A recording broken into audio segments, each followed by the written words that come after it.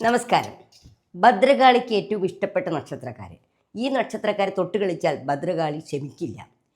അതായത് മകീരം, ചിത്തിര, അവിട്ടം ഈ നക്ഷത്രക്കാരാണ് ഭദ്രകാളിക്ക് ഏറ്റവും പ്രിയപ്പെട്ട നക്ഷത്രങ്ങൾ. ഈ നക്ഷത്രക്കാരെ, അതായത് ചൊവ്വയാണ് ദേവത, ഈ നക്ഷത്രക്കാരെ തൊട്ട് കളിച്ചാൽ, ഈ നക്ഷത്രക്കാരെ വേദനിപ്പിച്ചാൽ, അവർ മനസ്സറിയാതെ വേദനിപ്പിച്ചാൽ അവരുടെ മനസ്താപം നമുക്ക് ഏറ്റിരിക്കും. മകീര നക്ഷത്രക്കാർ ഇതുപോലെ തന്നെ നമ്മളിപ്പോൾ എന്തെങ്കിലും വിഷമിപ്പിക്കുകയോ അവർ ചെയ്യാത്ത കുറ്റത്തിന് നമ്മൾ കുറ്റം പറയുകയോ ചെയ്യാത്ത കാര്യങ്ങൾ അവരെ പറ്റി അവരിൽ പഴി ചാർത്തുകയോ ചെയ്താൽ അവരുടെ ഭദ്രകാളിയതിന് ഉത്തരം തരും. അവർ നിശബ്ദരായതിനും ഭദ്രകാളിയന് ഉത്തരം തരുന്നതാണ്.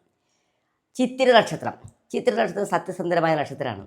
ഈ നക്ഷത്രക്കാരും ഇതുപോലെ ഭദ്രകാളിക്ക് ഇഷ്ടപ്പെട്ട നക്ഷത്രമാണ്.